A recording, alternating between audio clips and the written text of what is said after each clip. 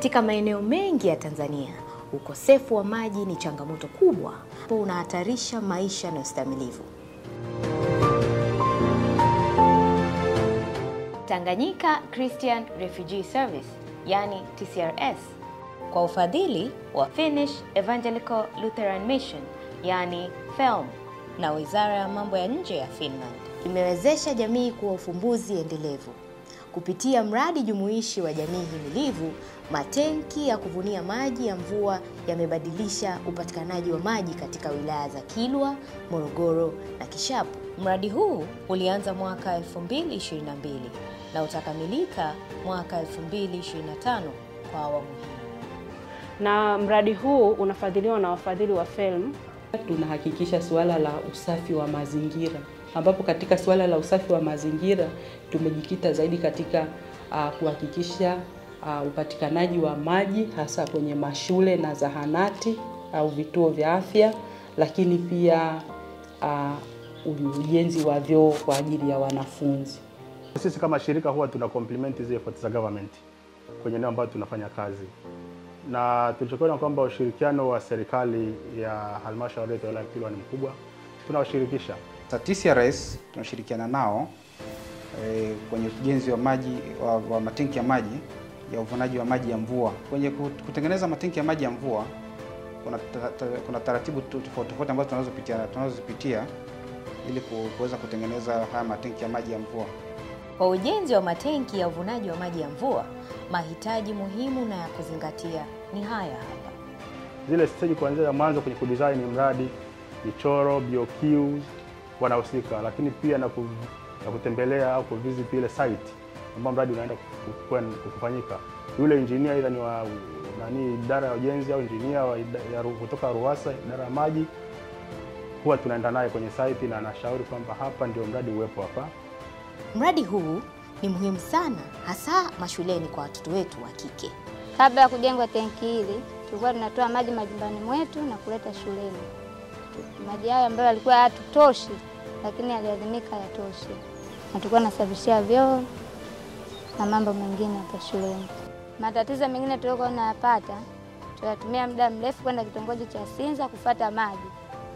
Niseme kwamba ni vipindi tofauti, kwa sababu nisema kwamba hata kipindi cha mapumziko ni sehemu ya nafasi yao kwenda kutafuta maji kwa ajili ya kutuliza kiu zao. Lakini pia wapo wengine walikuwa wanashindwa kuvumilia, walikuwa wakitoka hata kipindi mwalimu akiwepo darasani. Shule yetu iko karibu na barabara kuu ambayo magari yanapita muda wote. Ili waweze kupata maji wanalazimika wavuke barabara.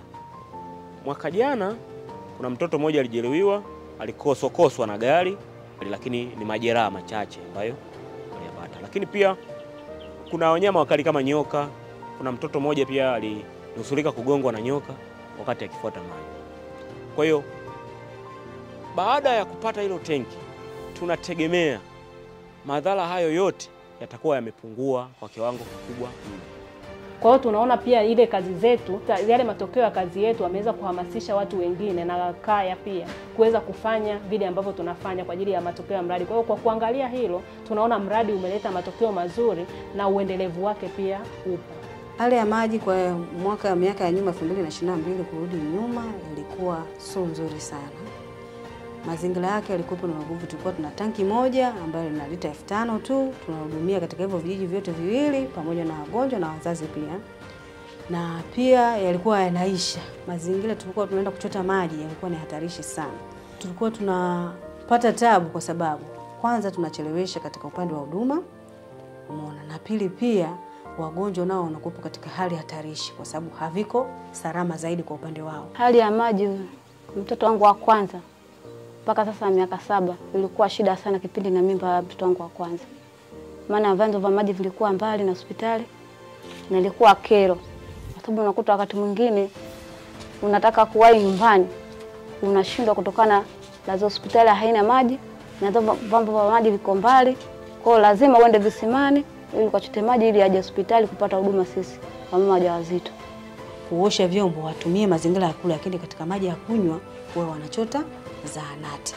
Hapo ndio tulipokuwa tumewaruhusu wanakijiji pia wakawa wanatumia maji hayo kwa ajili ya zoezi la maji ya unywaji kwa pamoja na nini na watumishi na hao wazazi wanaokuja kujifungua, ambayo sisi tunapata kupitia huu mradi wa TCRS kwenye hili tenki ambalo wameweka shuleni kama wanajamii, ni namna ukame unapokuwa umekuwa mkubwa, hasa kipindi cha kiangazi, kwa sababu shida ya maji inatufanya na sisi tukija hapa shuleni huwa tunapata ndoo 2, 1, 3 kwa ajili ya maji ya kunywa, lakini kwa wale ambao tuko jirani na ile eneo linalozunguka shule.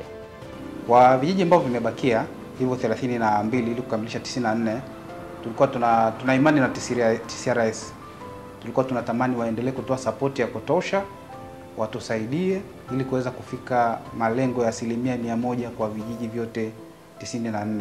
Tunapenda kutoa shukrani zetu kwa taasisi ya TCRS kwa kushirikiana na serikali kwenye kusambaza huduma ya maji hasa kwenye mataasisi kwa maana ya mashule na mazahanati. Kuvuna maji ya mvua ni zaidi ya ufumbuzi, ni tumaini endelevu ya siku zijazo.